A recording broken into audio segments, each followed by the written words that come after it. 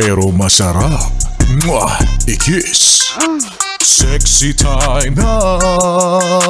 Sexy Mega! Hindi ko pa last song yon. That was A1. A1 ko sa'yo. Hindi. One last song. Ayan. Dami na namang mga nagbabalik. Mga taong naaalala. Mga taong di makalimutan. Lalo pa pagka nakakarinig ng mga ganyang kantahan. Sabagay, mahirap naman kasi talagang kalimutan ng taong minsan mong minahal, 'di ba? Binigay mo lahat, pati ATM mo.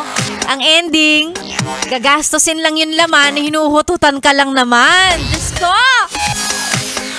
Binigyan mo pa ng mga kung ano-anong pambili ng luho nila. Pera mo lang pala ang habol, 'di ba? Ang hirap kalimutan. Yan, tama na nga yung pagdadrama na yan. Ngayong araw ng Lunes, nawa pare-pareho tayong maging productive, maging efficient. Maraming magawa, maraming trabahong matapos. Andito si Sexy Megan para ipaalala sa'yo na magsipag ka. Kasi malay mo, ipamana sa'yo yung kumpanya na pinagtatrabahuan mo, magsipag ka!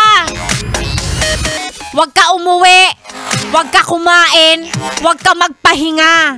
Ha? Trabaho lang dapat. Dapat wala kang ibang iniisip, wala kang ibang iniintindi, magtrabaho ka lang. Kasi pasasaan ba ipapamana din sa'yo yung kumpanya nyo na yan? Sige lang. Pahinga, walang ganon. Sabado, Linggo, weekend, wala. Hindi tayo magpapahinga. Trabaho lang. O ano? Di ba? Kasi pag sinabi ko na hindi dapat nagpapahinga ka, dapat di ka nagpapalipas ng gutom, di ba? Dapat binabalance mo yan. Hindi mo naman ginagawa. Di ba? Kung pwede nga wag na maglagay ng Sabado tsaka Linggo kasi hindi ka rin naman nakakapagpahinga eh. O yun na lang sabihin ko, wag ka na magpahinga. Tuloy-tuloy mo yan. Day off, walang ganun. Tulog? Walang ganun. Huwag ka magpapahinga, puro trabaho lang ang isipin mo. Work-life balance, ano yun? Walang life, puro work lang. Yan gusto mo, di ba? So sinasabi ko lang, baka pagka ganyan ng atake ko, mas makinig ka. At ayun, puro trabaho nga ang ginawa. Wala na siyang buhay. Tama lang naman yan.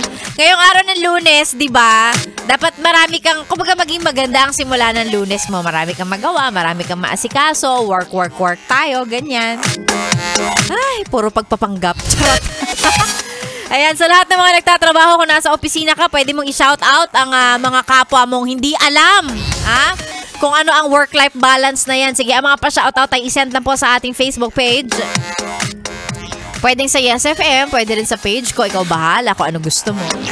Ang page ko po ay DJ Megan Yes FM. O, eto. Sabi ni Jeff Flores, shout out, nakikinig ako sa inyo. Ayan. Hi sa'yo, Jeff Flores, at ingat sa biyahe. Mukhang nasa biyahe, nasa kalsada si Jeff. Ganun din kay Ray. Sabi niya, shout out po sa anak ko na CLE board passer, si Maria Teresa, at saka yung dalawang barkada niya na rin po na si Rogeline at si Joycel. Ayan, congratulations sa inyong tatlo. Sa wakas, mga pulis na kayo. Wow, ang galing-galing naman. Congratulations, Kuya Ray, at pati na rin sa anak mo at sa mga kasama niyang nakapasa sa CLE. Ganon din kay Alfred Marcelino at mga kapwa niya pedicab drivers, mga pajackers dyan sa Valenzuela City. Magandang umaga po sa inyo.